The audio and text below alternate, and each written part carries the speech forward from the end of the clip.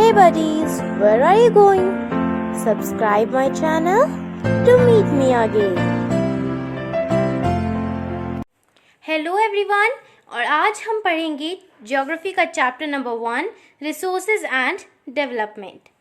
तो सबसे पहले देखते हैं कि रिसोर्सेज क्या होता है। Everything available in our environment which can be used to satisfy our needs provided it is technologically accessible, economically feasible and culturally acceptable can be termed as resource। तो कोई भी चीज़ जो भी हमारे इन्वायरमेंट में अवेलेबल होती है, जो हमारी नीड्स को सेटिस्फाई करती है, जो कि टेक्नोलॉजिकली एक्सेसिबल मतलब कि जिसको हम इजीली एक्सेस कर सकते हो, जिसको हम इजीली प्राप्त कर सकते हो, और इकोनॉमिकली फीजिबल मतलब कि जो अफोर्डेबल हो और जिसको हर कोई एक्सेप्ट कर ले, उसको हम बोलते हैं resource. Okay,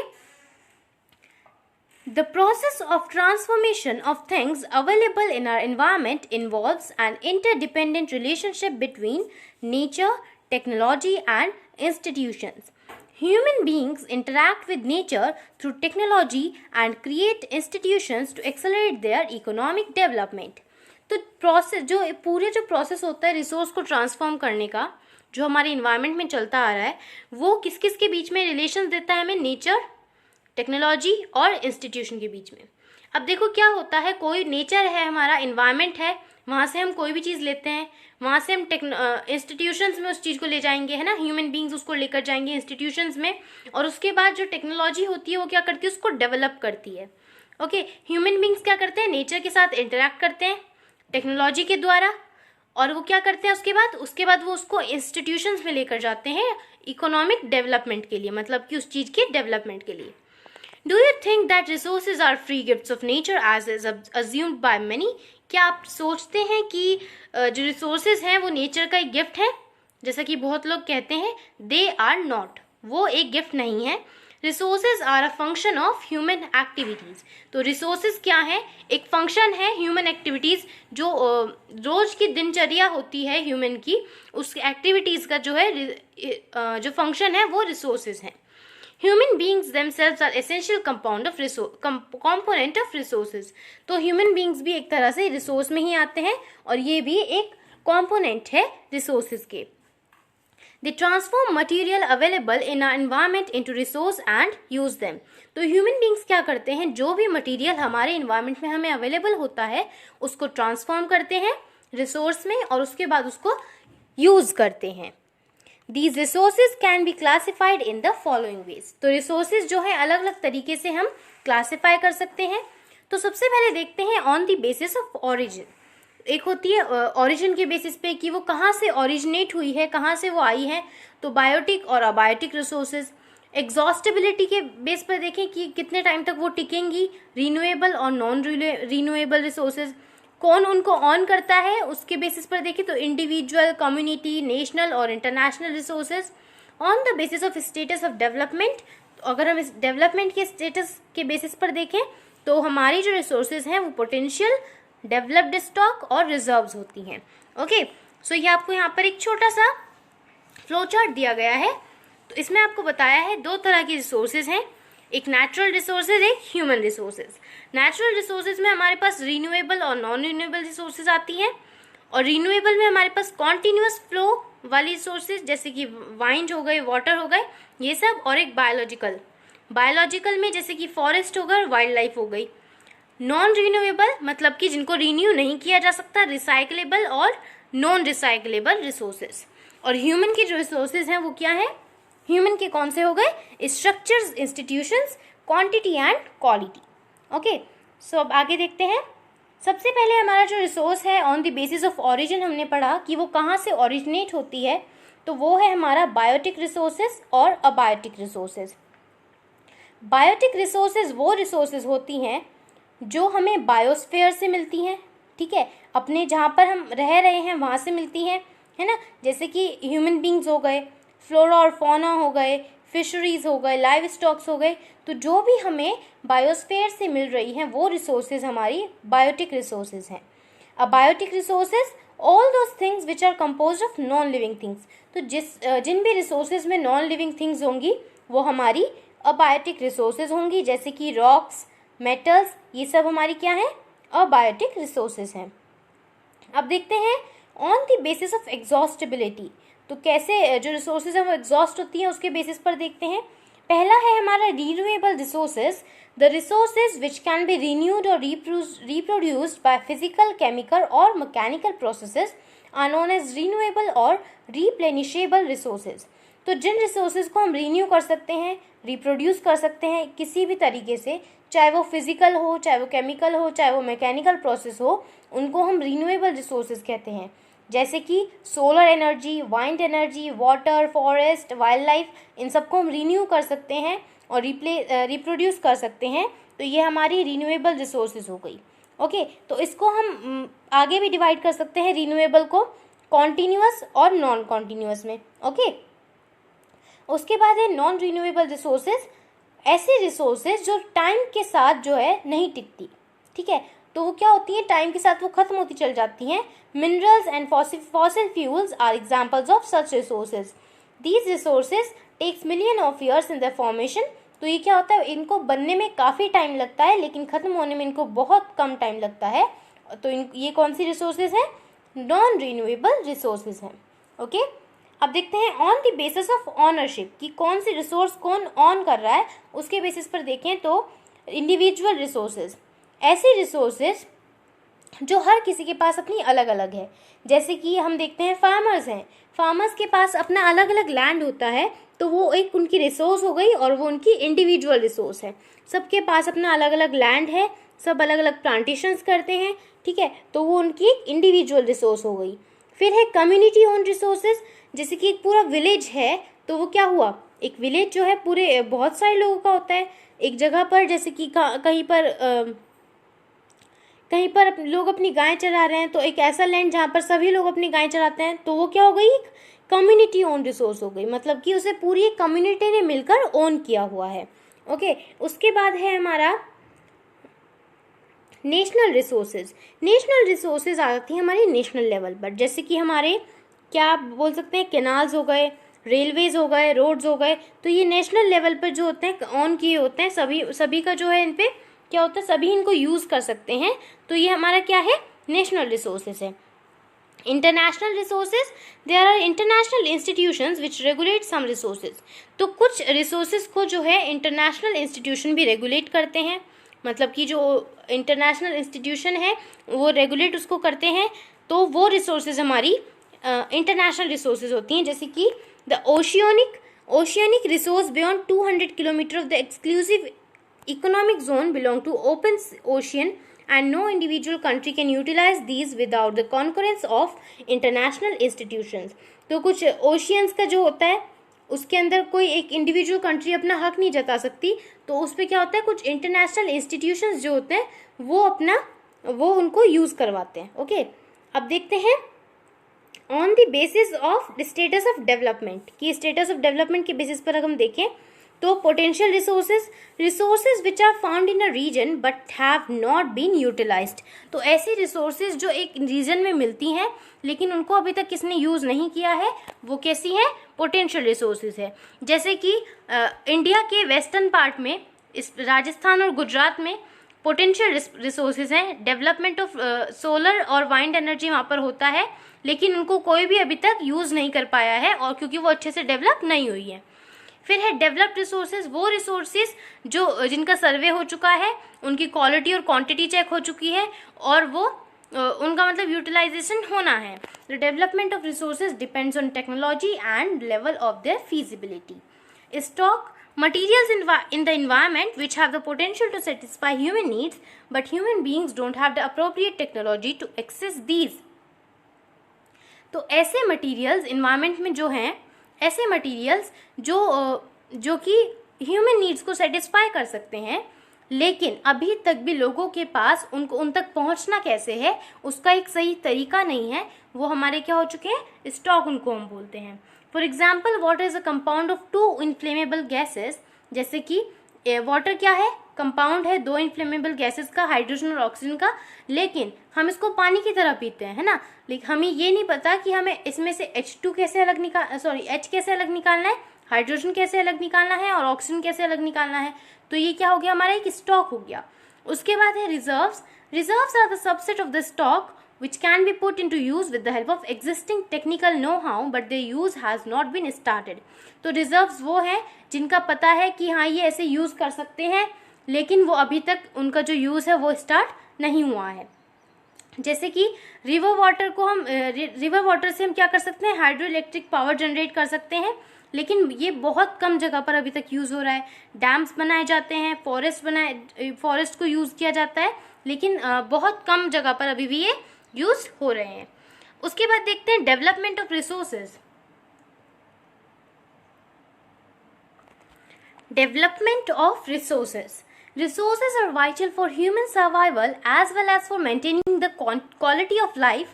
It was believed that resources are free gifts of nature. As a result, human beings use them indiscriminately and this has led to the following major problems. तो जैसे जैसे लोगों ने रिसोर्सेज को यूज़ करना शुरू किया तो ऐसी प्रॉब्लम्स निकल के सामने आई. तो देखते हैं कौन सी हमारी प्रॉब्लम्स है. Depletion of resources for satisfying the greed of few individuals. मतलब कि जो रिसोर्सेज हैं वो डिप्लीट हो रही हैं, वो खत्म हो रही हैं धीरे धीरे. कैसे? कुछ लोगों के लालच की वजह से. Accumulation of resources in few hands, which is in turn divided the society into two segments, haves and have-nots, or rich and poor. तो कुछ लोगों को रिसोर्स ऐसे दी गई है कि रिच और पुअर के बेसिस पर डिवाइड कर दी गई. Indiscriminate exploitation of resources has led to global ecological crises such as global warming, ozone layer depletion, environmental pollution and land discrimination. तो क्या हुआ है, लोगों को जब रिसोर्स के बारे में पूरी तरह से जानकारी नहीं है तो उसकी वजह से क्या हो रहा है, कुछ इकोलॉजिकल क्राइसिस भी निकल के सामने आ रहे हैं, जैसे कि ग्लोबल वार्मिंग हो गया, ओजोन लेयर डिप्लीशन हो गया, एनवायरमेंटल पॉल्यूशन हो गया और लैंड डिग्रेडेशन. ओके, तो ये जो क्या हो रहा है, रिसोर्स को एक तरह से क्या हो रहा है, रिसोर्स का गलत इस्तेमाल भी यहाँ पर हो रहा है. An equitable distribution of resources has become essential for a sustained quality of life and global peace. तो लोगों को पूरी तरह से इक्वली रिसोर्सेज को डिवाइड करना एक क्या बन चुका है, जरूरत बन चुका है. If the present trend of resources depletion by a few individuals and countries continues, the future of our planet is in danger. अगर ये ऐसे ही चलता रहा तो हमारा जो फ्यूचर है हमारे प्लैनेट का वो बहुत ज़्यादा खतरे में है. Therefore, resource planning is essential for sustainable existence of all forms of life. Sustainable existence is a component of sustainable development. तो रिसोर्स प्लानिंग करना बहुत ज़रूरी है कि रिसोर्स को प्लान कैसे किया जाए, किस तरह से उनको डिवाइड किया जाए, और ये क्या होता है, इससे क्या होगा, सस्टेनेबल डेवलपमेंट होगा. अब देखते हैं सस्टेनेबल डेवलपमेंट एक्चुअली क्या होता है. Sustainable economic development means development should take place without damaging the environment and development in the present should not compromise with the needs of the future generation. तो sustainable development का मतलब ये है कि ऐसा डेवलपमेंट जिससे हमारे इन्वायरमेंट को कोई भी हार्म ना पहुँचे, कोई डेंजर ना हो, हमारा जो इन्वायरमेंट है उसको कोई डैमेज ना हो, और जो रिसोर्सेज हैं वो हमारी फ्यूचर जनरेशन्स के लिए भी बची रहें, और उनके साथ हमारी जो फ्यूचर जनरेशन्स, जो आने वाली जनरेशन्स हैं, उनके साथ कोई कॉम्प्रोमाइज़, उनकी नीड्स के साथ कोई कॉम्प्रोमाइज़ ना हो. तो ऐसे डेवलपमेंट को हम क्या बोलते हैं, सस्टेनेबल डेवलपमेंट कहते हैं. ओके, तो यहाँ पर एक छोटा सा रियो डी जेनेरियो अर्थ समिट दिया गया है. तो यहाँ पर देखते हैं क्या है. इन जून 1992 more than 100 heads of state met in Rio de Janeiro in Brazil for the first International Earth Summit.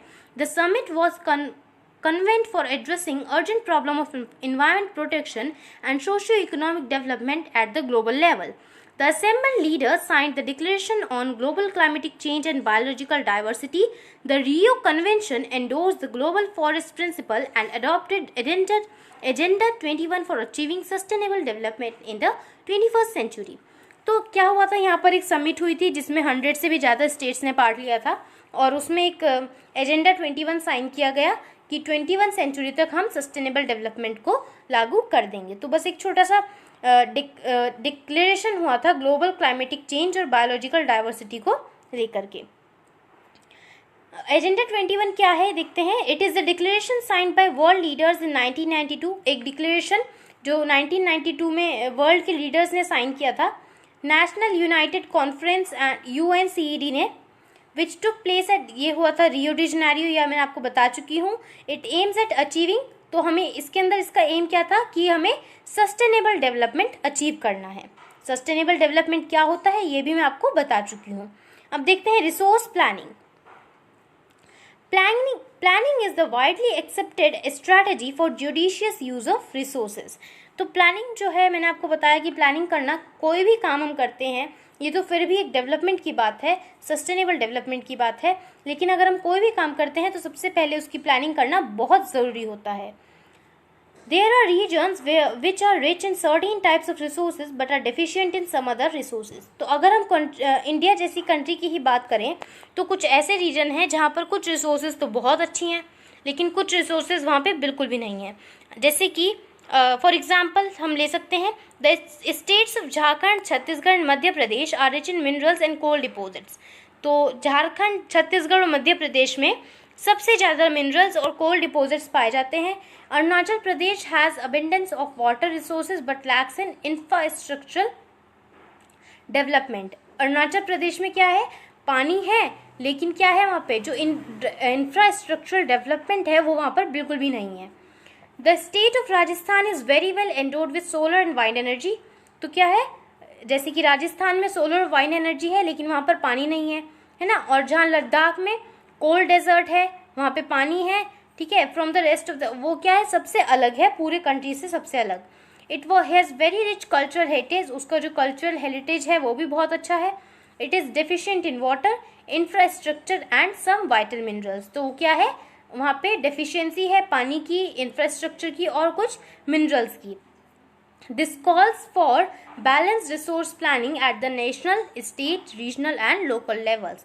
तो इसकी वजह से हमें क्या चाहिए कि हमें हर जगह पर, स्टेट लेवल पर, नेशनल लेवल पर और रीजनल लेवल पर, लोकल लेवल पर, हर जगह पर हमें क्या चाहिए, रिसोर्स प्लानिंग होना जरूरी है। Resource planning is a complex process which involves, resource planning एक कॉम्प्लेक्स प्रोसेस है जिसमें क्या होता है, identification and inventory of resources across the regions of the country. This involves surveying, mapping and qualitative and quantitative estimation and measurement of the resources। तो सबसे पहले तो हमें सर्वे करना है रिसोर्सेज का कि हमारे पास कौन कौन से रिसोर्सेज अवेलेबल हैं, कितनी क्वांटिटी में अवेलेबल है, क्या उनकी क्वालिटी है, ये सर्वे करना जरूरी है।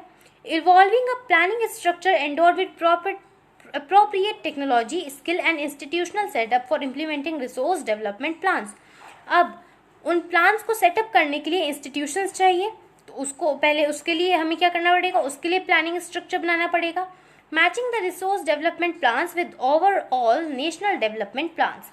तो जो हमने रिसोर्स डेवलपमेंट प्लान्स बनाए हैं उनको हमें जो ओवरऑल नेशनल डेवलपमेंट प्लान्स हैं उनसे मैच कराना पड़ेगा। India has made concerted efforts for achieving the goals of resource planning right from the first 5-year plan launched after independence। तो जो पहला फर्स्ट 5-year प्लान जो आया था इंडिपेंडेंस के बाद, तभी से इंडिया ने क्या किया था, वो अपने एफर्ट्स लगा रहे हैं कि किसी तरह से अच्छी रिसोर्स प्लानिंग की जाए। The availability of resources is a necessary condition for the development of any region, but mere availability of resources in the absence of corresponding changes in technology and institutions may hinder development। There are many regions in our country that are rich in resources, but these are included in economically backward regions। तो क्या है कि resources हैं, क्या बोलते हैं, resources क्या है, बहुत ज़रूरी हैं कहीं पर भी डेवलप, किसी भी रीजन को डेवलप करने के लिए, लेकिन जब रिसोर्सेज नहीं है तो वहाँ पे वो जो डेवलपमेंट कैसे होगा, तो डेवलपमेंट क्या हो जाता है, हाइंड हो जाता है। There are many regions in our country that are rich in resources. बहुत सारे रीजन्स हैं हमारी कंट्री में जो, जहाँ पे बहुत अच्छी रिसोर्सेज हैं, लेकिन वो क्या है, इकोनॉमिकली बैकवर्ड रीजन्स हैं। On the contrary there are some regions which have a poor resource base but they have economically developed. और इसी के अगर हम वाइस वर्सा देखें तो कुछ जगह ऐसी हैं जहाँ पर बहुत अच्छी रिसोर्सेज नहीं हैं लेकिन वो इकोनॉमिकली बहुत ज़्यादा डेवलप्ड हैं। The history of colonisation reveals that rich resource in colonies were the main attractions for the foreign invaders. तो अगर हम हिस्ट्री को उठाकर देखें तो हमें ये पता चलता है कि जो रिसोर्सेज हैं उन लोगों ने, उनको रिसोर्सेज ने ही जो है फॉरेन इन्वेडर्स को यहाँ पर इनवाइट किया था। मतलब कि एक तरह से हम बोल सकते हैं कि रिसोर्सेज को देखकर ही यहाँ पर जो फॉरेन इन्वेडर्स वो यहाँ पर आए थे। It was primarily the higher level of technological development of the colonizing countries that helped them to exploit resources of the other region and establish their supremacy over the colonies. तो resources की वजह से ही वो यहाँ पर आकर रुके थे और उन्होंने अपना क्या किया था, यहाँ पर एक तरह से एम्पायर खड़ा कर दिया था। Therefore, resources can contribute to development only. तो इससे हमें पता चल सकता है कि सिर्फ resources ही हैं जो हमारे डेवलपमेंट में contribute कर सकती हैं। Therefore, in India, development in general and resource development in particular does not only involve the availability of resources but also the technology, quality of human resources and the historical experience of the people.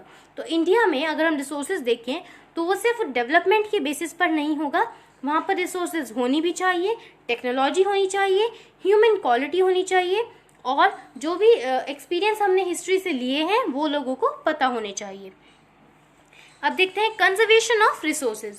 Resources are vital for any developmental activity but irrational consumption and over utilization of resources में led to socio economic and environmental problems. तो conservation अगर हम देखें तो हमें पता है resources का जो कंजर्वेशन है वो बहुत नेसेसरी है। अगर हम किसी भी रिसोर्स को किसी भी चीज़ की अति कर देते हैं तो वो क्या कर सकता है, कहीं ना कहीं हमारे लिए प्रॉब्लम क्रिएट कर सकता है। तो अगर हम किसी भी रिसोर्स का ओवर यूटिलाइजेशन करते हैं तो हमारे लिए कहीं ना कहीं इन्वायरमेंटल प्रॉब्लम्स या फिर सोशियो इकोनॉमिक प्रॉब्लम्स क्रिएट हो सकती हैं। For example, Gandhi ji was very apt in voicing his concern about resources conservation in these words, there is enough for everybody's need and not for anybody's greed. तो गांधी जी ने कहा था कि यहाँ पर बहुत है सबकी ज़रूरतों के लिए, लेकिन यहाँ पर किसी के लालच के लिए कोई जगह नहीं है। He placed the greedy and selfish individuals and exploitative nature of modern technology as the root cause for resource depletion at the global level. तो उन्होंने क्या कहा था कि जो ग्रीडी लोग हैं, जो सेल्फिश लोग हैं, वो क्या कर रहे हैं, नेचर को एक्सप्लॉइट कर रहे हैं, वो टेक्नोलॉजी से नेचर को एक्सप्लॉइट कर रहे हैं और यही क्या है, डिप्लीशन है। मतलब कि यही एक कारण है डिप्लीशन का। He was against mass production and wanted to replace it with the production by the masses. तो वो मास प्रोडक्शन मतलब कि एक साथ बहुत सारा बनाने से अच्छा है, वो कहते थे कि प्रोडक्शन बाय द मासेस किया जाए, कि थोड़ा थोड़ा बनाया जाए। तो ये आपका फर्स्ट पार्ट था इस चैप्टर का, जहाँ पर हमने रिसोर्सेज के बारे में पढ़ा है, उनके डेवलपमेंट के बारे में पढ़ा है, कंजर्वेशन के बारे में पढ़ा है।